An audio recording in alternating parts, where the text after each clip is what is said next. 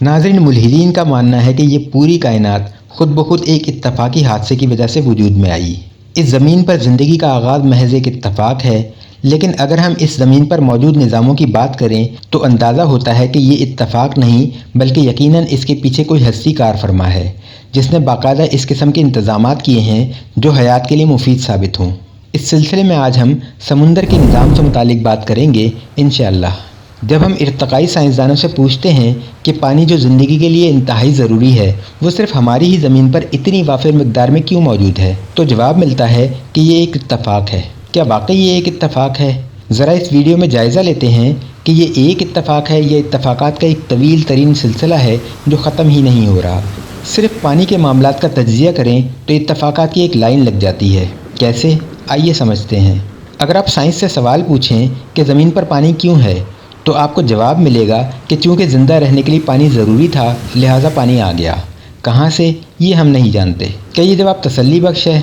کیا اس میں ایک ڈیزائنر کا اعتراف نہیں آتا کہ جسے پتہ تھا کہ جس مخلوق کو ڈیزائن کیا جا رہا ہے اس کا پانی کے بغیر گزارا نہیں؟ پانی کیوں ضروری ہے؟ پانی اگر نہ ہوتا تو زمین پر زندگی وجود میں نہیں آ سکتی تھی۔ آج بھی اگر پانی کسی وجہ سے ختم ہو جائے تو زندگی شاید چند ہی گھنٹوں میں دم توڑ دے۔ اس میں انسان، جانور، پودے، کیڑے یا جرثومے کی کوئی قید نہیں۔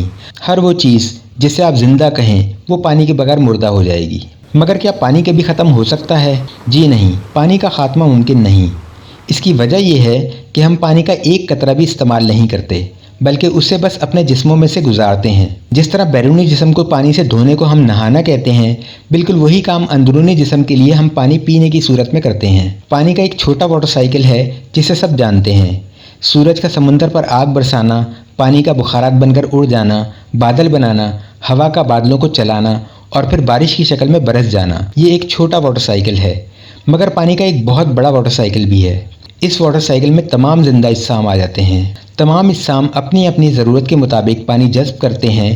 جب تک یہ اجسام زندہ رہتے ہیں ان کے جسموں میں پانی کی ایک مخصوص مقدار ہمیشہ موجود رہتی ہے۔ پھر جب وہ جسم مردہ ہو جاتا ہے تو وہ پانی اس جسم سے الگ ہو کر دوبارہ زمین کا حصہ بن جاتا ہے، یعنی ضائع کسی بھی صورت نہیں ہوتا۔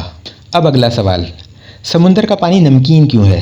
اس کا جواب سائنسدان ہمیں یہ دیتے ہیں کہ نمک پہاڑوں سے بارش کے پانی کے ساتھ بہتا ہوا آتا رہا اور سمندر میں ملتا رہا، یہاں تک کہ سمندر نمکین ہو گیا۔ تو کیا یہ جواب تسلی بخش ہے؟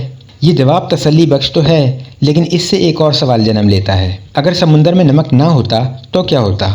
سائنس اس کا جواب یہ دے گی کہ پھر اس زمین پر کسی حیات کا کوئی وجود نہ ہوتا، نہ ہم ہوتے نہ تم ہوتے، کوئی زندہ نہ ہوتا۔ اس کی کیا وجہ ہے؟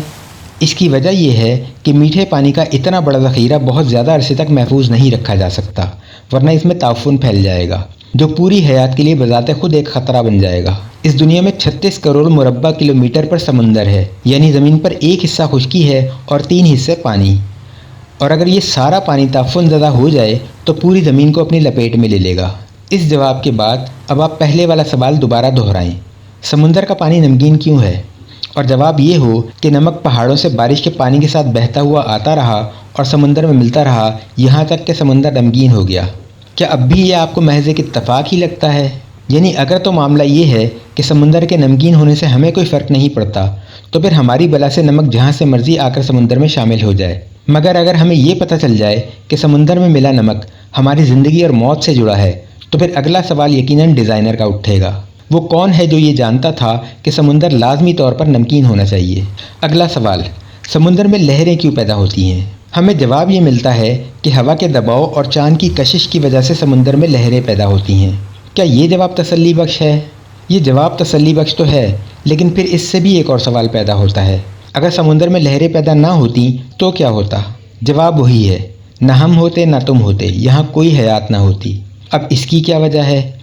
وجہ یہ ہے کہ سمندر میں جو نمک جا رہا ہے اس کا صرف سمندر میں جانا کافی نہیں ہے بلکہ اس کا پانی میں حل ہونا بھی انتہائی ضروری ہے۔ جیسے ایک گلاس پانی میں آپ 2 چمچے نمک کے ڈال لیں مگر اس کو حل نہ کریں تو اس نمک کے اثرات صرف گلاس کی تہہ تک رہیں گے۔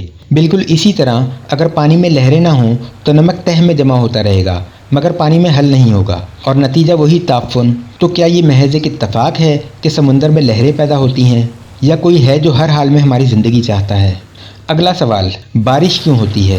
اس کا جواب یہ ہے کہ سورج اپنی تپش پانی پر برساتا ہے اور پانی بخارات کی شکل میں اڑ جاتا ہے، بادل بنتے ہیں، پھر ہوا ان بادلوں کو چلاتی ہے، پھر وہ بادل خشکی پر جا کر برس جاتے ہیں اور وہ پانی ہم پیتے ہیں۔ کیا یہ جواب تسلی بخش ہے؟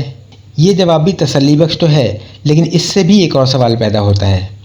اگر بارش نہ ہوتی اور ہم سمندر کا پانی بغیر اس فلٹر کے نظام کے براہ راست پیتے تو کیا ہوتا؟ اس کا سائنسی جواب یہی ہے کہ ہم مر جاتے۔ کیوں؟ کیونکہ نمک ملے پانی کو اول تو معدہ قبول ہی نہیں کرتا، اور اگر قبول کر بھی لے تو وہ ڈی ہائیڈریشن کا سبب بن جاتا ہے۔ یہی وجہ ہے کہ بیچ سمندر میں لوگ میٹھا پانی نہ ہونے کے سبب پیاس سے تو مر سکتے ہیں مگر سمندری پانی پی نہیں سکتے۔ لہٰذا اتفاقیہ طور پر اس زمین پر پانی کو فلٹر کر کے ہم تک پہنچانے کا ایک نظام تخلیق پا گیا۔ اب یہاں اتفاقات کا ایک طویل سلسلہ دیکھیے۔